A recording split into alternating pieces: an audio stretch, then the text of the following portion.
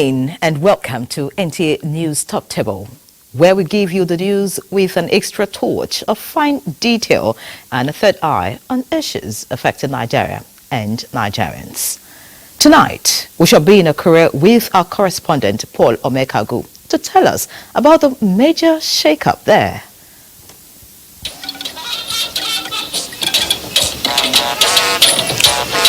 Two significant events happened today in Akure, the Ondo State capital.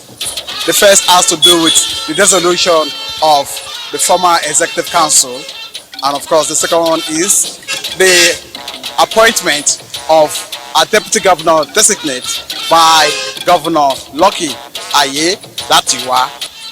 We shall be bringing you reactions from members of the public in course of the bulletin. And on par, we will be at Kashimbila, a name synonymous with electricity, but in need of the SPAC to bring it into best condition. On agriculture, the federal government wants to till the land alongside with farmers. We will see how dry season farming initiatives germinate. The infrastructure, roads and bridges being repaired in parts of the country as contractors tell citizens to endure the hardship. That relief is on the way. And on our AFCON corner, the boys have been separated from the men. Ayodeji Makinde is standing by to give us all the gist. And of course, we've got Benny for the business package. You know, the proof of the pudding is in the eating. I'm Ian Ray John, and this is News Extra. Welcome.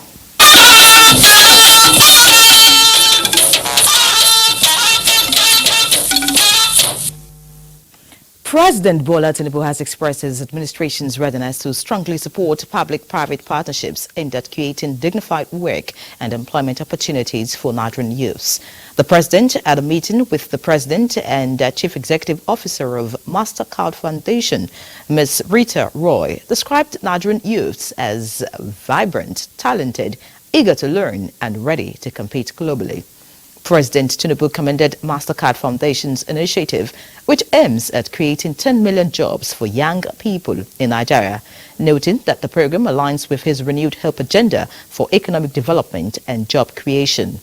Acknowledging that God has blessed Nigeria with a vibrant youth population, ready to learn and capable of competing in the global economy of the 21st century, the president said leadership is what is necessary and that the system must give hope and assurance to Nigeria's teeming youth population.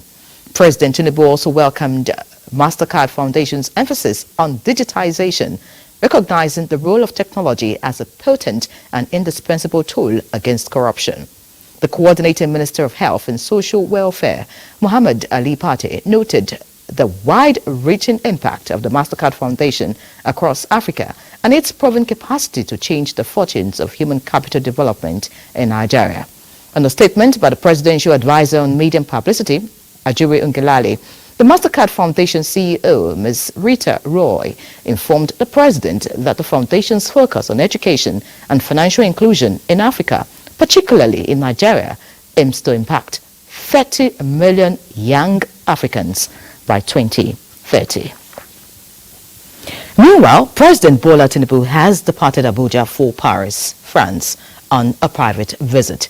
A statement from the Presidential Advisor on Media and Publicity, Ajuri Ngelale, indicates that the president is expected to return to the country in the first week of February 2024.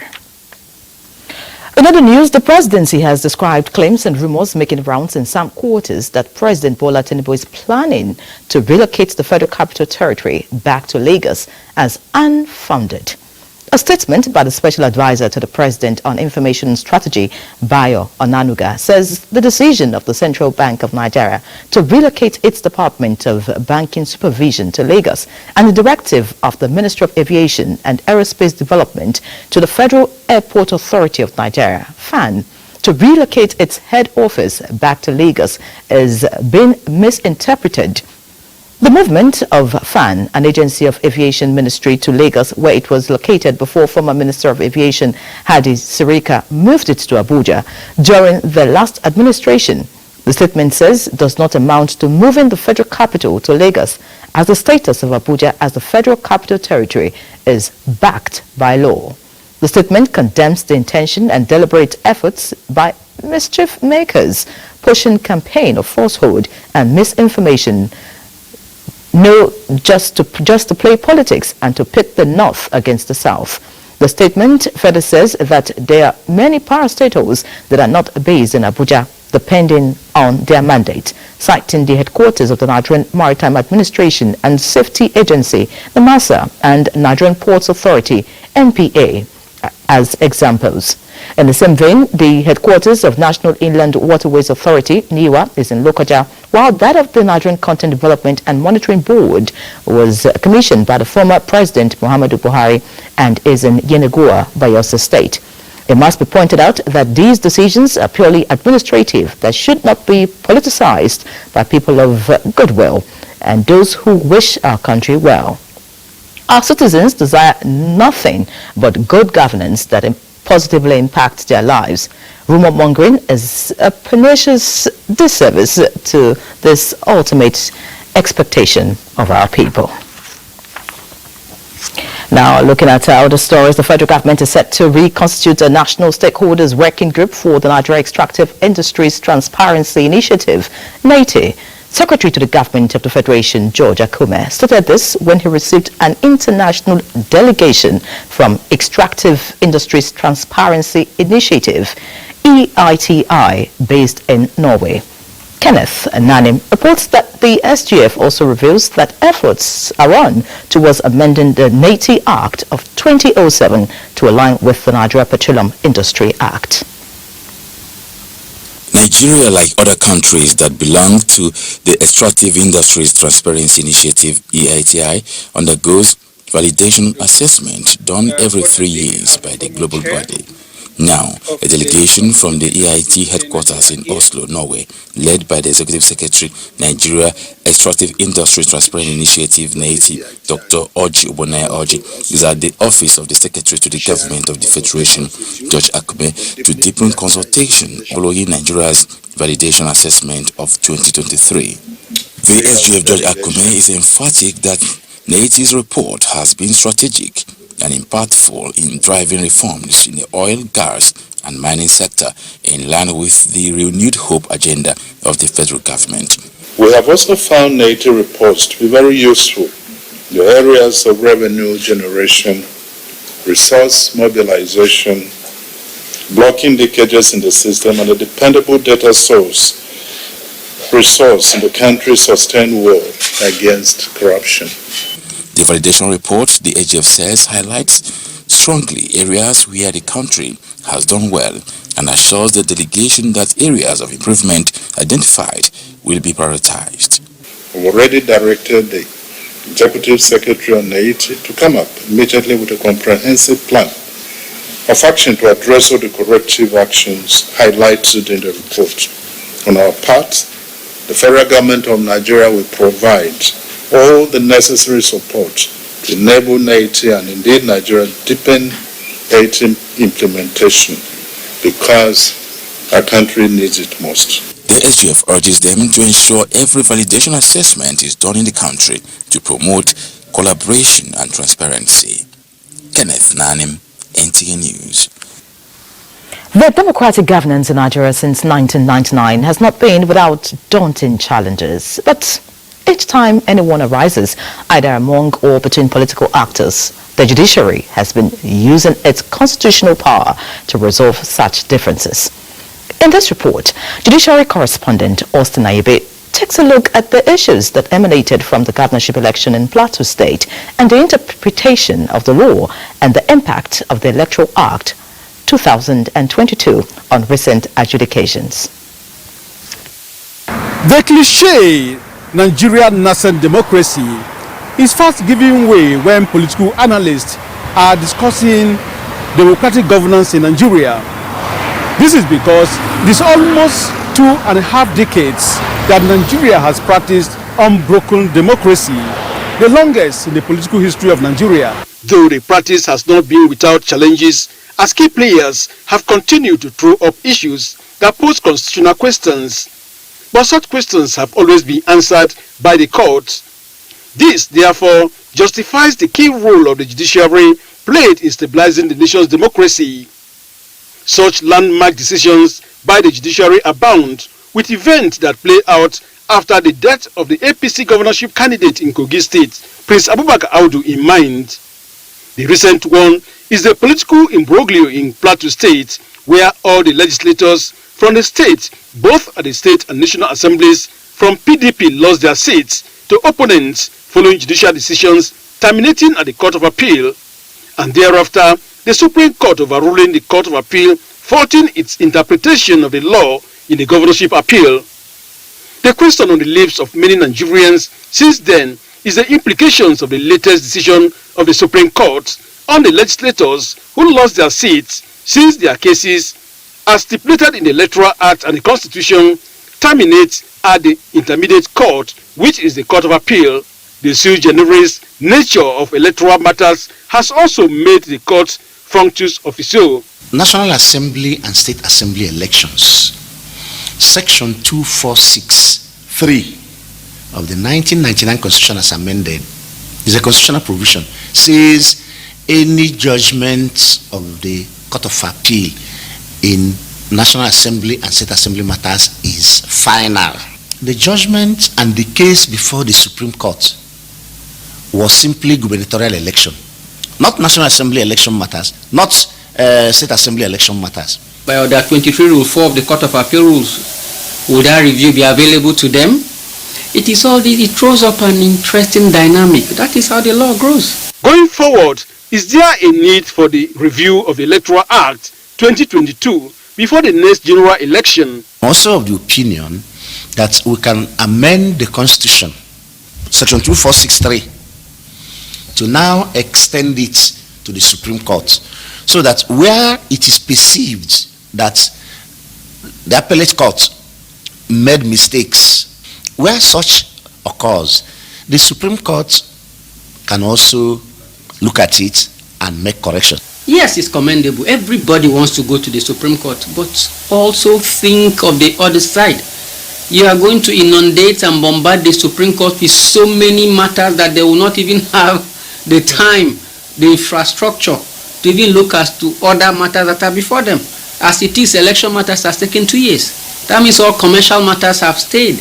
Legal experts contend that Nigeria has one of the best democracies in the world.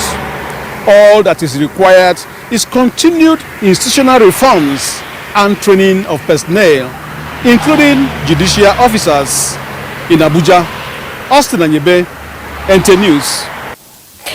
Many thanks, Austin. Let's now take a look at the power sector. There are indications that Nigeria's power generation will increase with the ongoing evacuation of additional megawatts of electricity from Kashimbila Hydro Dam to the national grid.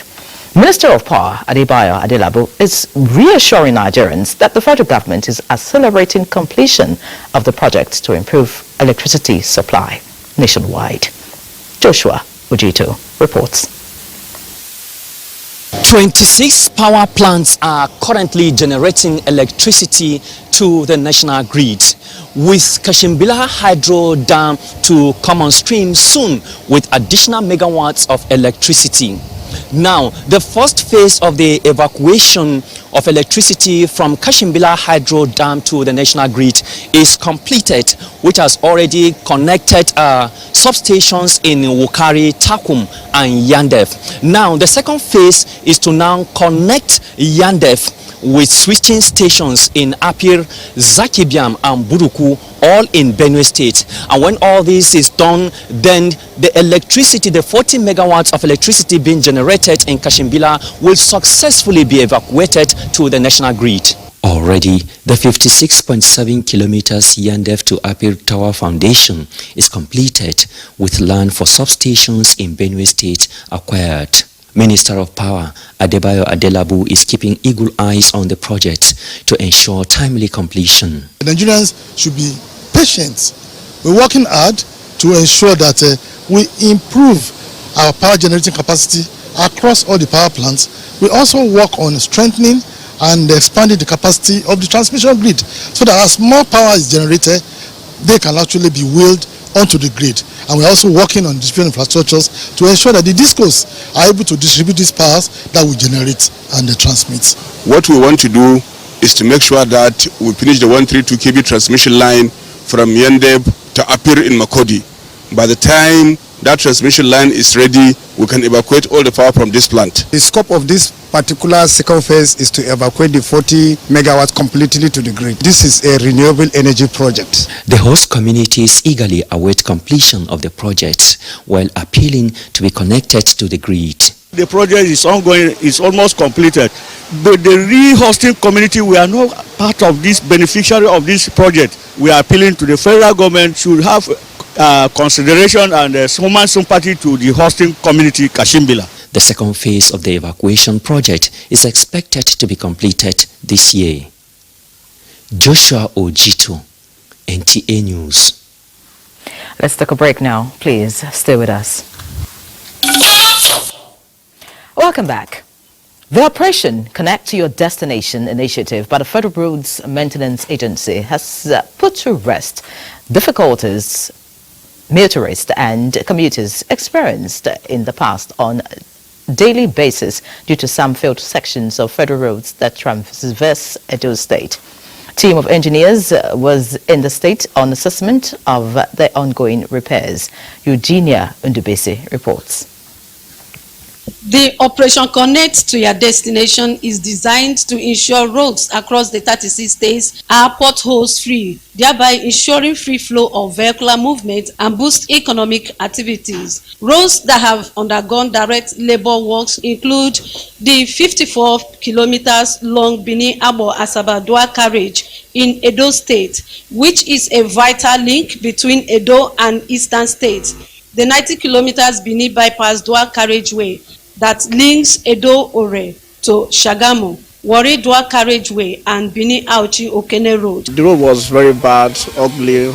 Even motor can pass, even leg can pass the road. But I really appreciate you people for making it so safe and good for us. We are very happy. The way they maintain the road for us, we are happy. So people will not be suffering for the road again. Leader of the team, Sunday Adenusi, is satisfied with the level of work done. We should have hope on our road that it will soon be better, which we have seen FEMA has demonstrated it. Our road here is being free from potholes. So those people who embark on a journey will be able to reach their destination. The repair of the roads, which began in December 2023 and supervised by FEMA office in Edo State, continues. In Benin, Eugenia Ndubisi, NTA News. Commuters have expressed gratitude to the federal government for intervening in the rehabilitation of some failed portions of Owerri-Onitsha Federal Highway for smooth transit. The people bared their minds during the inspection of repair works so far carried out on the affected sections of the road by the Federal Road Maintenance Agency inspection team. Beatrice Ayam reports.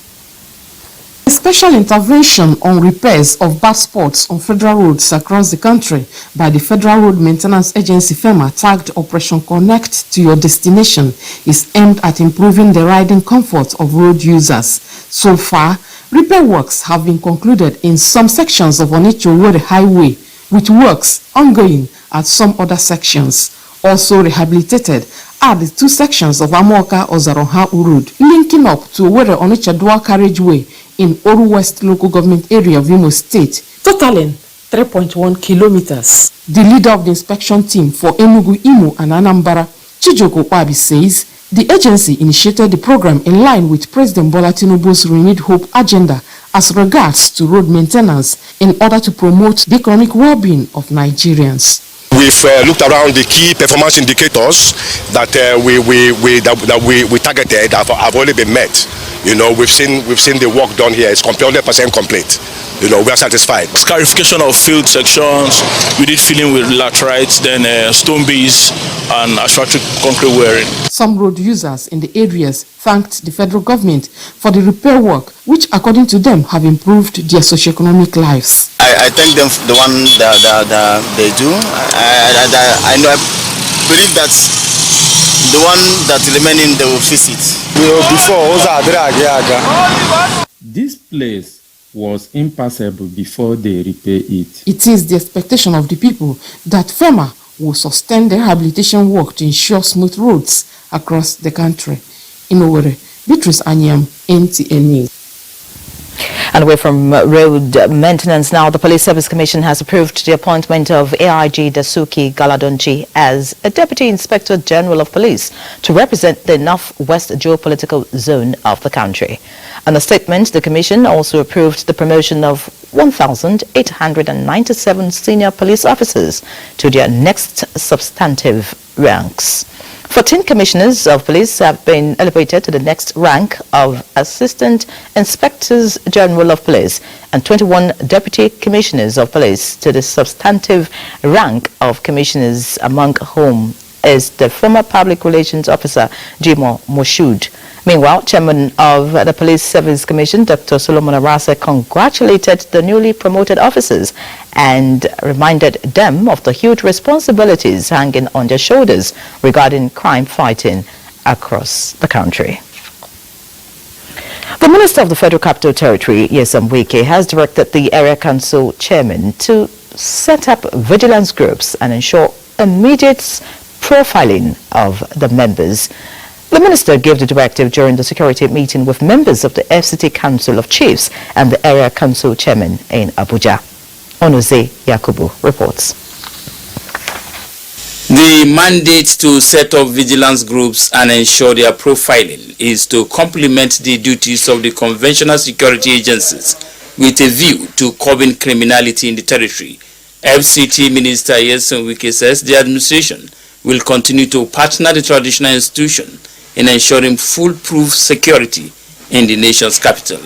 We have instructed all the area councils to set up vigilantes, and we hope and believe that those vigilantes will not be the ones perpetrating the crime.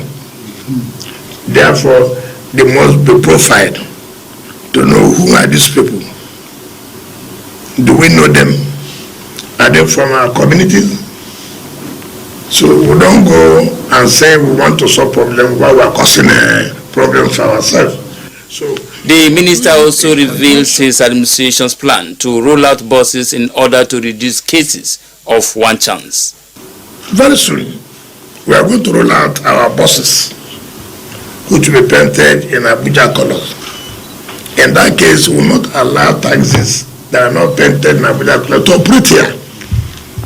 So that this one chance will no longer be there, because no citizen will go and see Abuja, which is known, profile, and abandon that vehicle and go and enter the vehicle, don't know who is the driver.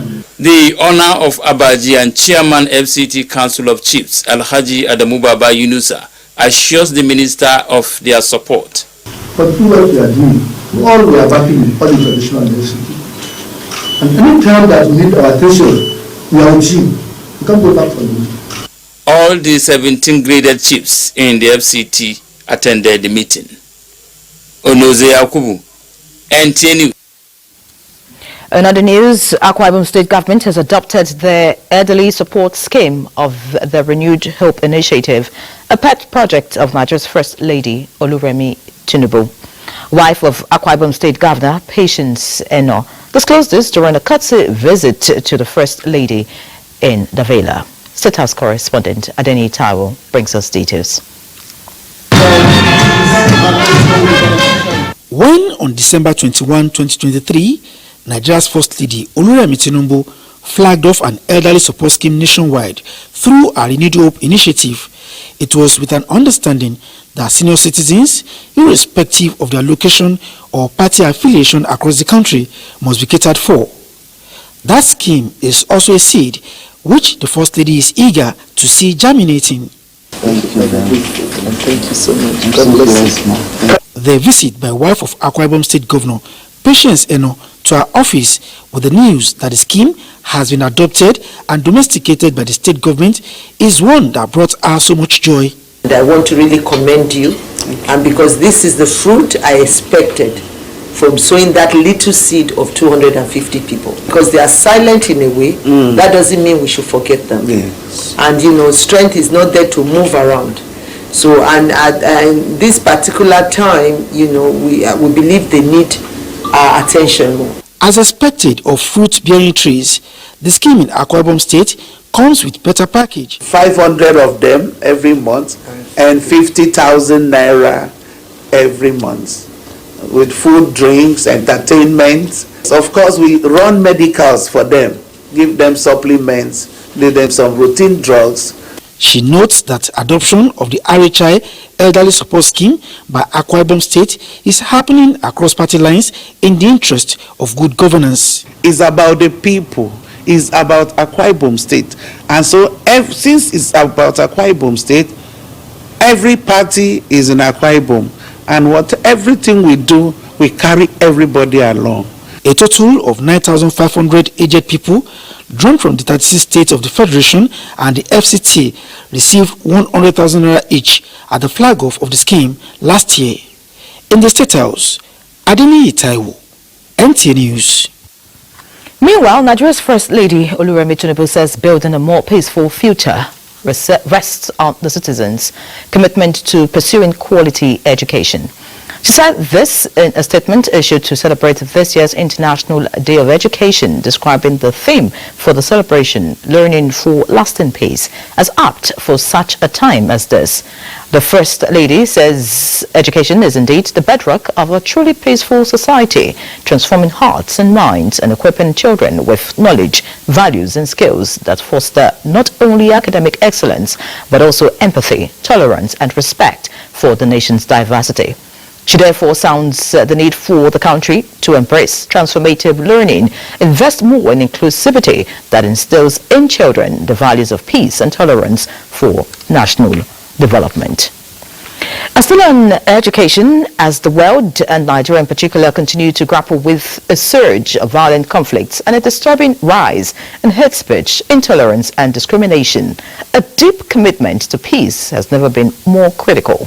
So, for this year's International Day of Education, UNESCO recommends learning that is rooted in human rights, dialogue, solidarity and equity as essential to create more peaceful and just societies. Ifoma Aikoje reports.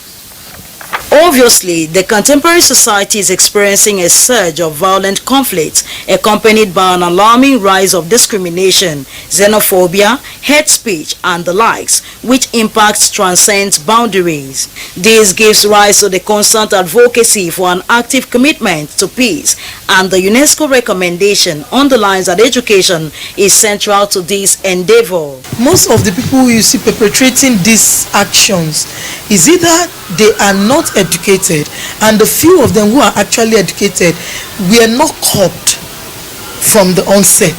So they grew up thinking that that is the right way to live. Some educationists in Yenagoa, the Bayelsa state capital, reiterate that learning for peace must be transformative and help empower learners with necessary values and skills to become agents of peace in their communities. Education is one of the tools you can use to refine the people. So when the people are educated, when they know what they are supposed to do, you see them cope easily with situations of the society. They manage situations. Well-educated man is that man who will be able to achieve what he wants in life without necessarily infringing on the order. Perekebina Okoyen, an indigene of Sabama in Bayelsa State, affirms that increasing level of education of his people has practically changed their mindsets and curtailed violent activities, even in the creeks. We are educated, that's why you can see the peace in the riverine area. You can see less of militant attack and kidnapping in Bayelsa State. That is the work of education. With the theme, Learning for Lasting Peace, UNESCO is dedicating the 6th International Education Day to the crucial role education and training play. Peace is considered as an issue of public importance, and the global community identifies education as a veritable tool to achieving peace in the society. Hence, the advocacy for improved investment in education as a basic human right. In Yenagoa, the capital city of Bayelsa State, Ifoma Aikoje, NTA News. And away from education matters now, the broadcasting organizations of Nigeria and the National Broadcasting Commission recently engaged in a pivotal courtesy visit, marking a significant milestone in the history of broadcasting in Nigeria. This momentous occasion signifies a collaborative effort to navigate the challenges and opportunities brought about by the digitization of the broadcast industry. Ibrahim Dan Hamidou takes us behind the scenes to explore this partnership. The visit was not just ceremonial. This represented a step forward as both organizations recognized the need to adapt and innovate in the face of rapid technological advances. Discussions focused on key topics such as digitalization and the use of new media platforms to reach wider audiences. We are of the opinion that a sincerely holistic review of the whole exercise by NBC in conjunction with other stakeholders like bond, signal distributors, set-top box manufacturers, among others, need to be looked into. One of the highlights of the visit was the focus on content regulation in the digital age as online content and social media platforms plus artificial intelligence become more prevalent, with a growing need to ensure that the content distributed to the public meets the highest standards of quality and integrity. Without regulation, things will go wrong, right? Everything that has to do with public, there's some sort of regulation. We're talking about, for example, artificial intelligence. The EU has gone far. They're coming out with proactive laws to try to guard certain things. The US is catching up, but at least they're doing something. The question is, what are we doing? The aim of the partnership is to advance the digital migration process and the smooth transition from quasi-analog to digital broadcasting. This move promises better signal quality, better spectrum efficiency, and the potential for a wider range of services for viewers. And we also use the opportunity to raise some issues that have been burning in the minds of our members. I'm glad to say that all these issues were well taken by the NBC, and we look forward to working hand in hand in order to achieve the goal of establishing both organizations, that is NBC and BON. The Broadcasting Organization of Nigeria and National Broadcasting Commission are committed to working together to address issues of concern that are capable of rumpling the broadcasting industry's objective, while protecting freedom of expression in improving the industry's resilience and adaptability in the face of technological capriciousness. From NBC headquarters in Abuja, Ibrahim Ahmedou, NTA News. Elsewhere, the Commissioner of Police City Command, Haruna Garba, has called on residents of the nation's capital to remain calm, as the alleged explosion in Maitama district is no threat to security. CP Haruna spoke exclusively to our correspondent Onotu Yakubu at the command headquarters. Two position is that in the afternoon, staff of Abuja Environmental Control went out to remove rubbish, refuge in one of the can there. The second one, they were about to do that, and then there was a bang, and this created some apprehension. All right, let's move to Ibadan now to say the Tuesday, January 18 explosion in Ibadan came as a rude shock to many, may just be stating the obvious. A week after the explosion, the ripple effect of the blast is still trending. The education sector also had its tale of woes. Let's go over now to Kendi Omolusho to give us a situation report. While the fire and smoke from the explosion at Bodija have been cleared, its impact is still being felt in many schools. The explosion, which brought down many structures in the metropolis, did not spare the education sector as it affected many schools. One of them is the Oba Kimbiyi High School 2 Model College, Mokola. Principal of the school, Mrs. Atinuke Animashaun, says the explosion brought down ceilings, which affected electricity supply in the school, broke windows of many classrooms, including the chemistry and physics laboratory. None of us can enter the class. When the students came, we asked them to stay outside because there is no way we can enter the school. So we were outside.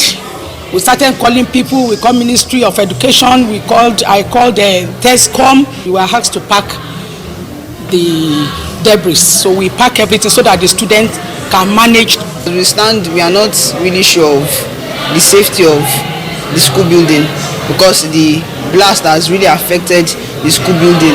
All the glasses, they broke, they're on the floor. Even as you can see, everything on top, the roof came down. Due to the cracks on the body and the damages that happened in the building, so we were scared to enter. Throughout that they were in the sun, we couldn't enter. The Ministry of Education in Oyo State and TESCOM Zonal Office, Zone 2, Mokola, were not spared as windows of offices and walls were broken, displacing many staff from their offices. The few rooms we were able to tidy up after the incidents, that is where we move all our documents to. And immediately it happened, we quickly summoned an emergency management meeting where the directors were put on their toes that all the sensitive material must be secured. So we know that this thing has damaged many things, including life of some people. Some are injured and they are still spending on them.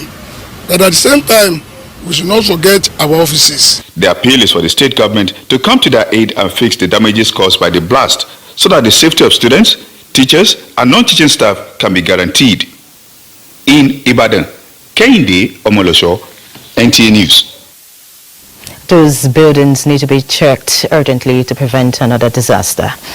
Now, away from the pace-setter state, the former governor of Anambra State, Willie Obiano, has been arraigned before the Federal High Court sitting in Abuja. Willie Obiano was arraigned on 9-count charges bordering on money laundering, diversion of funds, stealing and corruption to the tune of 4 billion naira. The former governor pleaded not guilty to all the 9 counts in view of his plea.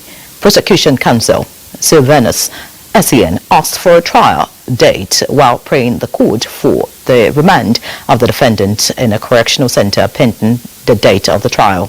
Counsel to the defendant, Onyechi Ikpeazu SEN, drew the attention of the court to a bail application before the court. While ruling on the matter, Justice Eko asked the prosecution to provide the particulars of the administrative bail granted the defendant by the EFCC, stating that the court will adopt the terms of the bail. He also ordered that the defendant's traveling documents be kept in the custody of the court and the Nigeria Immigration Service be notified. Additionally, Justice Eko ordered the defendant not to travel outside jurisdiction without the permission of the court. The court adjourned the matter to March 4th, 5th, 6th and 7th, 2024 for trial. Time for another break. Glad to have you back. Now we'll begin from the glory of all lands. People in some parts of the country, say the weather has become unpredictable, making plans for agricultural activities unstable and challenges to health occasioned by the vagaries of nature difficult to forestall. For instance, the hazy weather condition experienced in south region of the country and Bayelsa State in particular in recent times has brought with it some health conditions affecting both the social life of the people and public health. Timini Pre Ohia will feed us here. Hazy weather condition is known to be caused by tiny pollution particles in the air. These particles create an atmosphere in the air, affecting the clarity of the sky and reduces visibility, especially in the early hours of the day. Meteorological reports shows that this weather condition is synonymous with the Harmattan season. This no doubt can increase the risk of road crashes, respiratory health challenges, optical conditions and other health-related matters. Bayelsa State witnesses hazy weather condition for a few weeks now, resulting in poor visibility up to 7:30 a.m. While the condition is reducing at the time of this report, residents speak on the impact of intense heat experienced in the night and some breathing difficulties. The atmosphere of recent is not a normal atmosphere, it's a climate change. One, the heat is too much. Sometimes you cannot breathe freely the way you want to. And sometimes look as if there's a lump down your throat. You want to cough. I think all these are as a result of the present change we are experiencing in the weather. On the part of motorists, they advise drivers to dim their lighting to avoid reflection from high beams that could worsen the already poor visibility. They must slow down. They should not mind how long it takes them. They must slow down for a limit of drive that they can control. Then you must observe your eye, how far you can see. Experts speak on the causes and precautionary measures during the season. It's dangerous, and also it affects our respiratory system, because some of these things goes into our respiratory centers and cause respiratory distress, especially people with asthmatic conditions.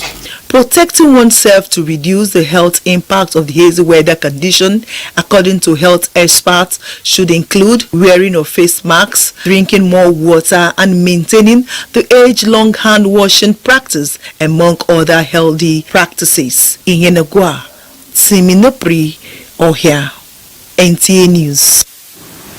The federal government says its agricultural intervention program under the Presidential Initiative on Food Security is strictly for smallholder farmers and excludes what it describes as portfolio farmers. Now, who are the portfolio farmers and how are they identified?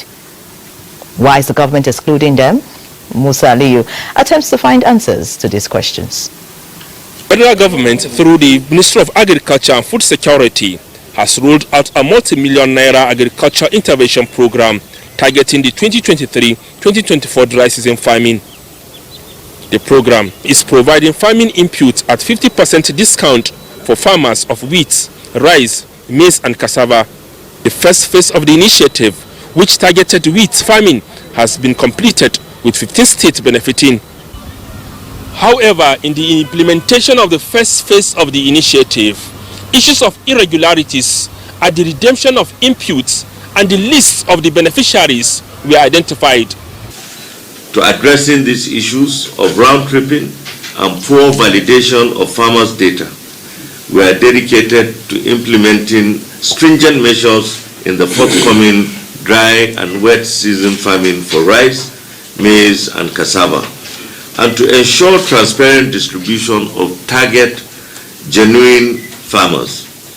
Collaboration, therefore, will be crucial in achieving the desired objectives. If the states don't have a strong buy-in in this program, it won't work.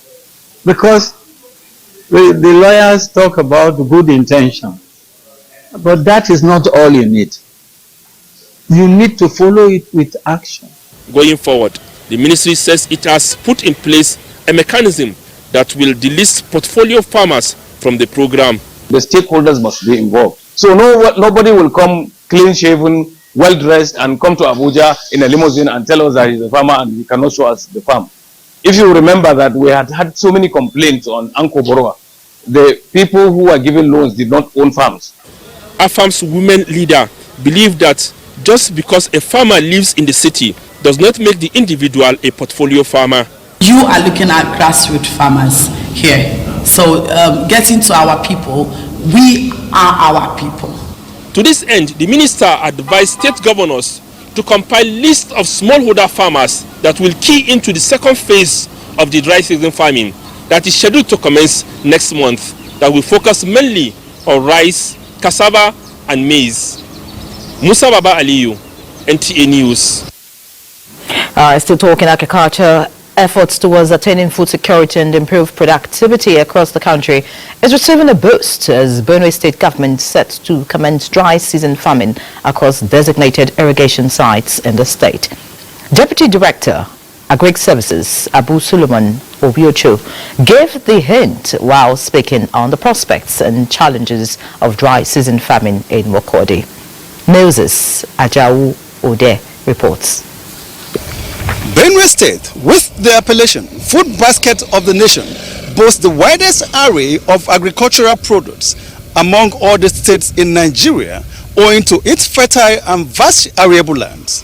However, increasing food availability, creating employment opportunity in the form of farm labor and facilitating markets for agricultural products requires smart and more coordinated all-season farming approach. It It is to properly address this gap and reposition Benue State as a food hub of the nation that the Benue State government is keen into the federal government's dry season farming initiative, which is already in place across 15 states of a federation. Largely, our irrigation has not been developed. If you go to Kano, to Jigawa, to Kebbi, they have dams that have been constructed, I think maybe during the Shagari administration or in the old administration, that supply and do irrigation farming. And so they are able to start early and then produce food on time. But thank God, Benue is keen to the dry season farming. For some small-scale farmers along the riverbank, irrigation farming project is capital intensive as it requires farm inputs to boost productivity. I have been farming for close to 2 decades and we've never gotten support from the government or through any other agency. But usually, when the support comes, we are always being shortchanged by middlemen. If we take advantage of the water sources, we can eliminate food insecurity because there will be production all year round. The Benue State Commissioner for Water Resources, Environment and Climate Change, Odo Ugu, while highlighting the significance of water in achieving the desired success, noted that with the commitment of the incumbent administration, achieving the target is a reality. The governor is doing everything within his power to make sure that the people of Benue State enjoying what they are supposed to enjoy. So far, 50,000 farmers are to cultivate rice, cassava and maize to kick off the irrigation farming project, which is to be piloted across 34 irrigable farming sites in the state. In Makudi, Moses Ajao Udi, NTA News. Away from Benue now, but still talking agriculture, proffering solutions to challenges confronting water, agriculture and the climate are primary factors towards ensuring food security in the country. These are views expressed by experts at a 3-day retreat for staff of the Hadejia Jimare River Basin Development Authority, Kano, holding in Uyo, Akwa Ibom State. Clement Barakuwiyi reports. It is an annual retreat where staff of the Hadejia Jimare River Basin Development Authority are reviewing the performance of the authority in surface and underground water resources development for multi-purpose use in Kano, Jigawa and Bauchi states.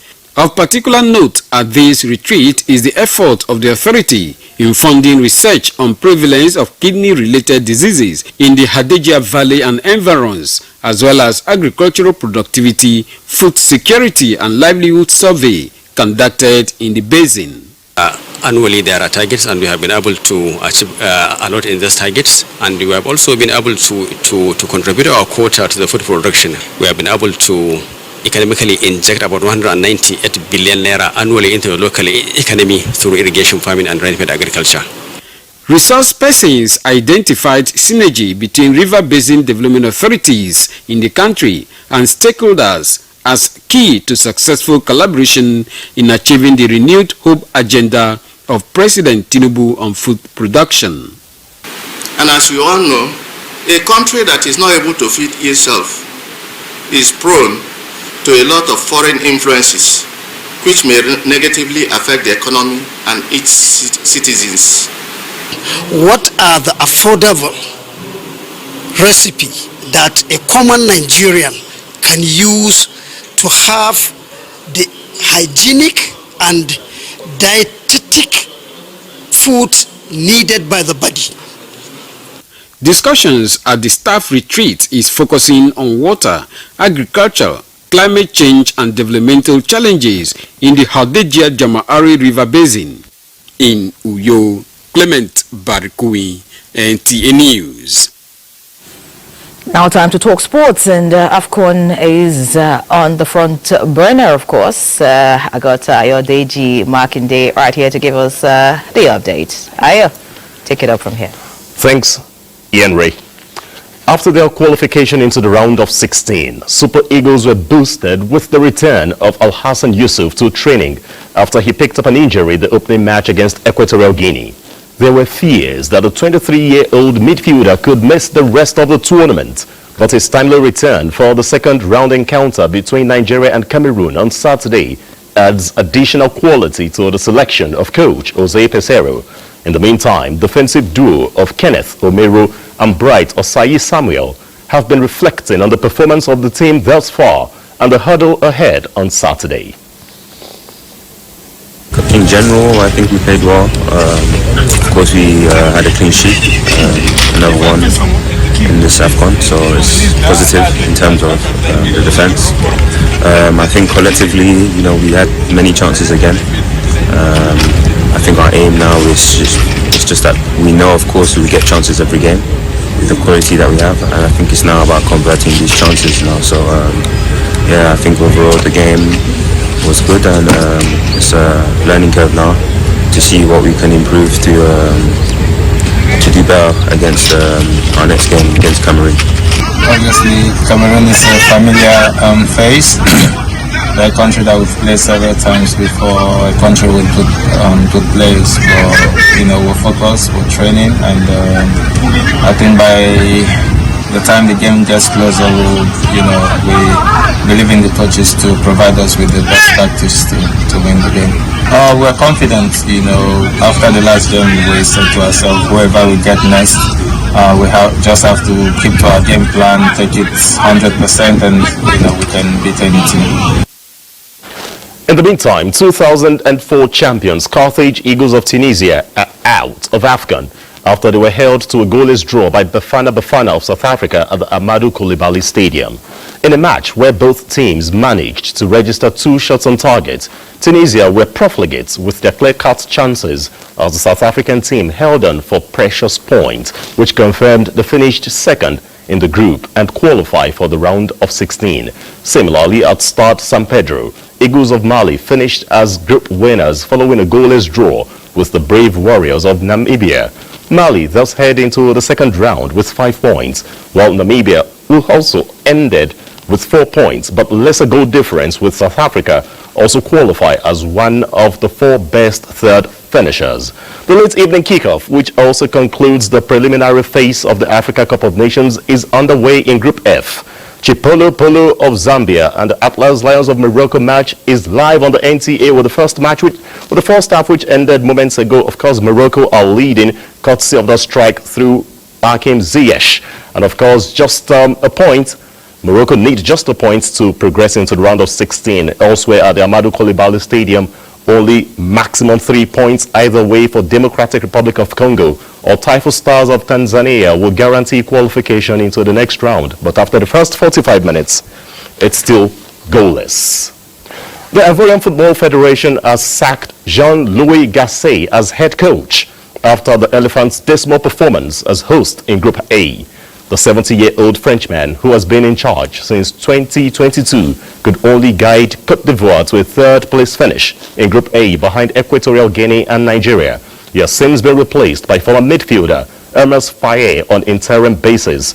Côte d'Ivoire will hope for victory from Morocco, and that's looking positive for them against Zambia in the late evening kickoff to keep their spot as one of the 4 best third finishers and qualify into the round of 16. Let's also tell you that the list of sacked coaches at the tournament is on the rise after Côte d'Ivoire parted ways with Jean-Louis Gasset earlier today. Already, Gambia has relieved Tom Saintfiet from his role after the finished bottom of Group C behind Senegal, Cameroon and Guinea. The Ghana Football Association has equally sacked the coaching crew of the Black Stars, headed by Chris Hughton.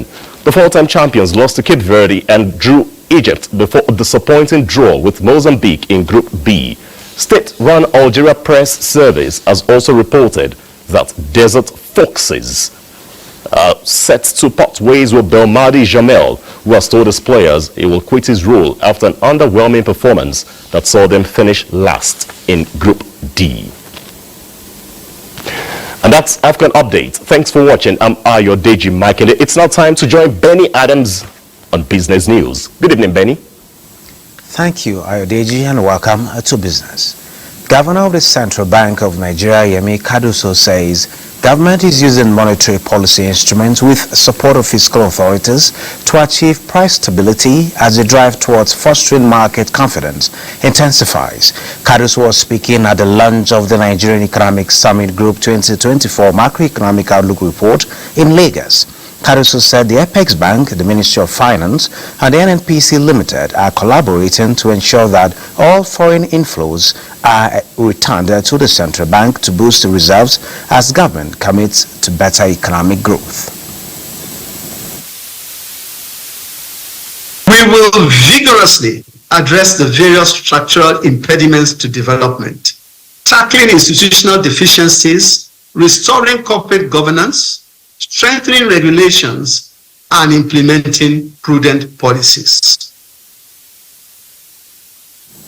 Now, the newly appointed Secretary of Ministry of Industry, Trade and Investment, Ambassador Nura Rimi, has assured of bringing to play his diplomatic experience to bear on his new job towards achieving the present administration's 8-point agenda of renewed hope, of which 6 are domiciled in the ministry.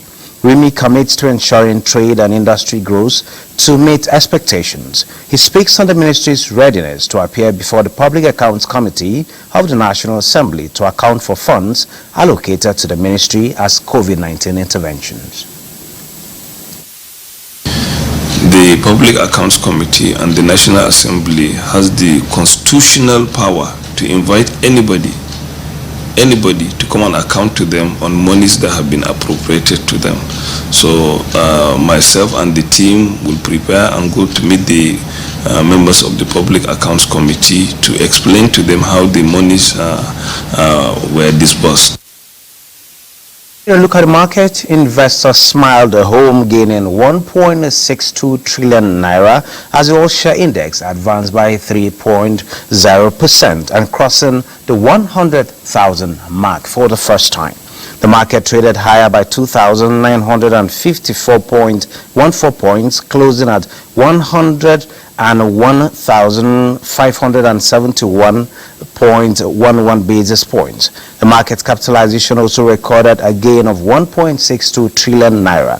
The total volume traded declined by 34.65% to close at 488.49 million, valued at 8.04 billion naira, and traded in 12,080 deals. Trustcorp was the most traded stock by volume and value, with 95.11 million and 1.59 billion worth of units traded. At the close of trading, the market recorded 35 gainers, 30 losers, and 54 remained unchanged. That is business news. News Extra continues, but after this break, do stay with us. Welcome back. Less than a month after he was sworn in, Ondo State Governor Lucky Aiyedatiwa has dissolved the cabinet. The governor also announced the deputy governor designate. Paul Omekagu has been monitoring developments all day and is standing by with a recap. Paul, over to you.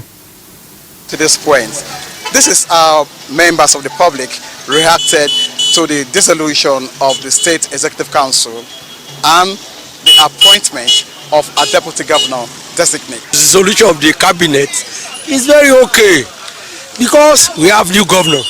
The governor will look around who are the people that can work with. So we look at, okay, oh, this is the time for his own group to come in also. The person that can direct, go there, go there, go there. It's in the right direction.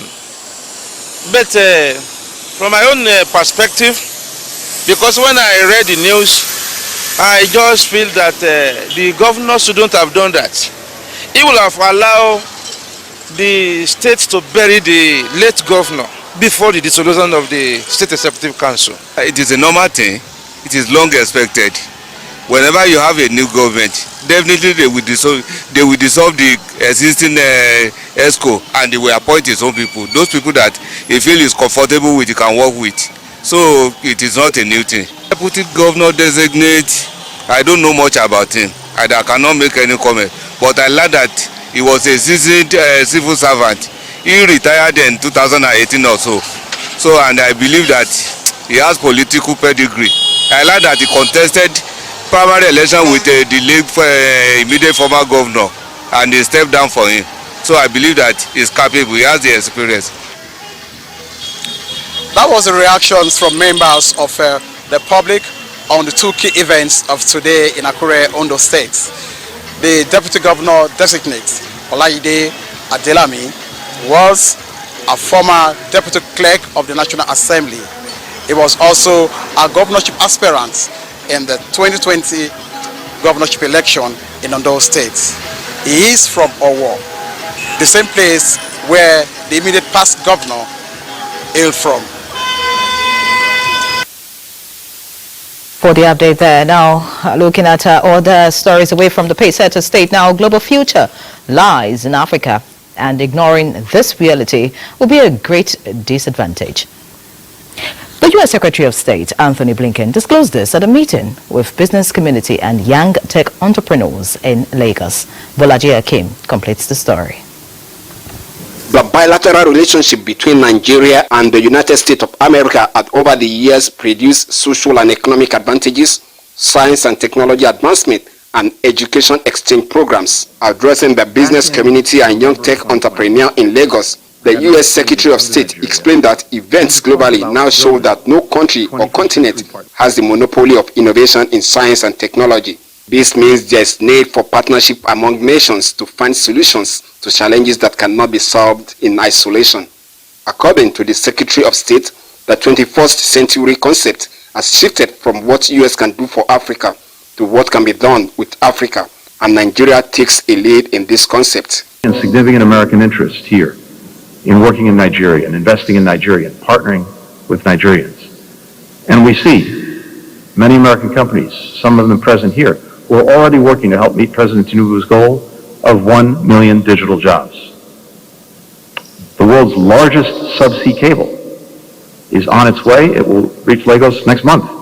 Minister of Digital Economy, Dr. Bosun Tijani, explained that the present administration knows the importance of technology in providing solutions to issues and will do everything to elevate the country's status in technology and digital economy. We're investing significantly in our digital backbone, which is the fiber optic cable network in the country. We want to ensure that the entire network for the country is fully covered, because once that is covered, every part of the country is then part of that digital economy. We're also investing significantly in talent.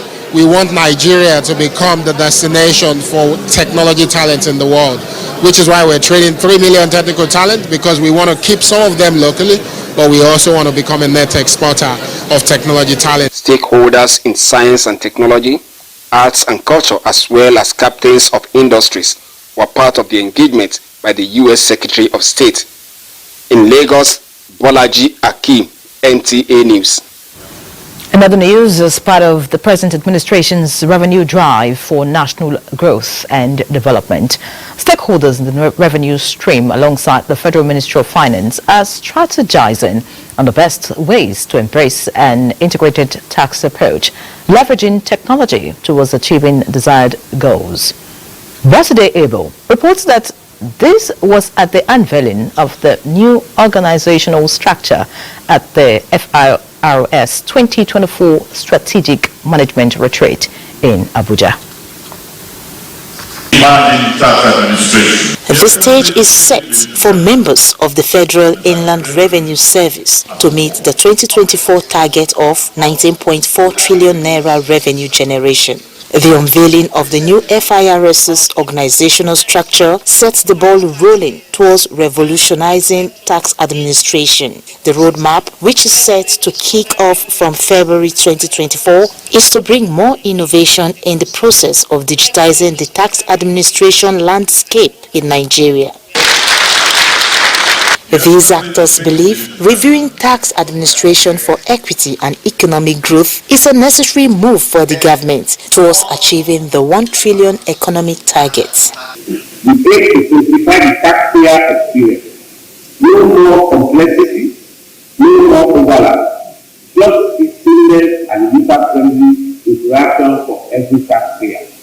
Changes, improvements will be made to move the tax to GDP ratio to 80% in the first place in the next couple of years. And I'm sure you will not only achieve that target, but that you will surpass it based on the strategies that you are going to come up with. To translate tax administration into economic growth, adequate taxes must be collected to fund government infrastructures and social programs, while at the same time supporting government operating environments. As the fiscal policy and tax reforms recommendations are receiving attention, the service's 2023 achievements were unveiled.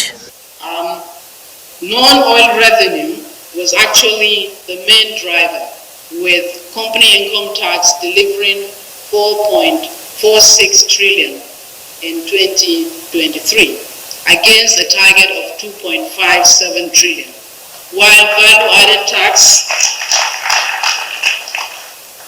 delivered 3.6 trillion against a target of 3.14 trillion.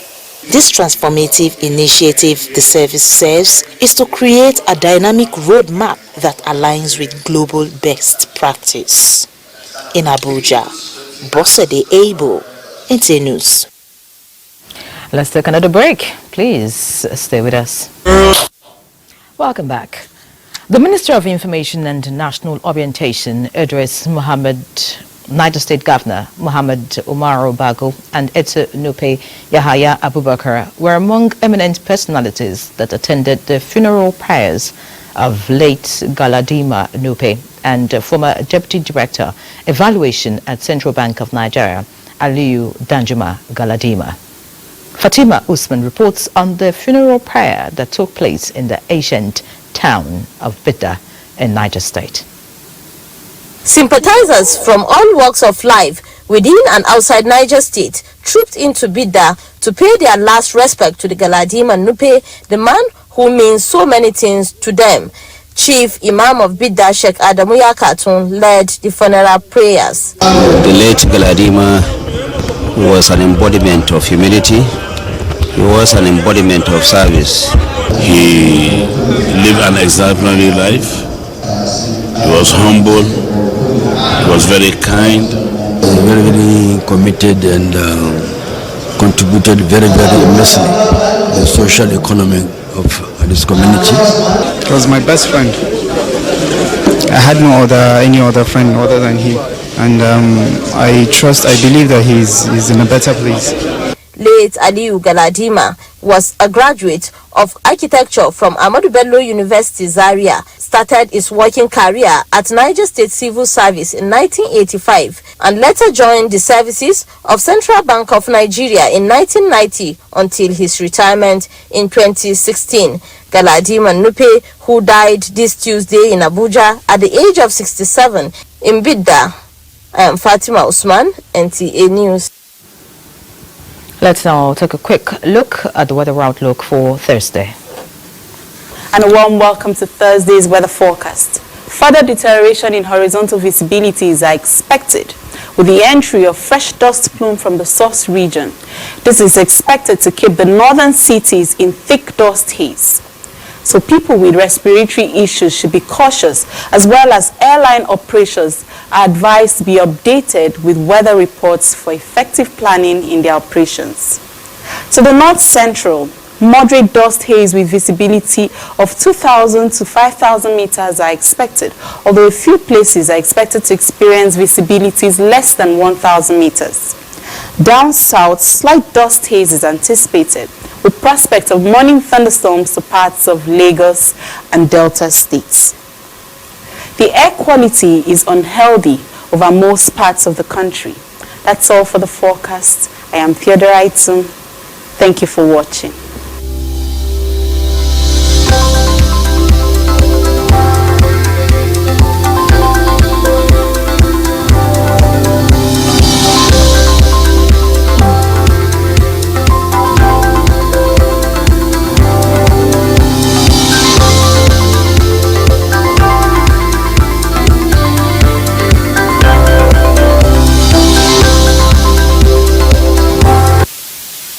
That's a weather update. Wraps up the bulletin tonight. Many thanks for investing your time with us.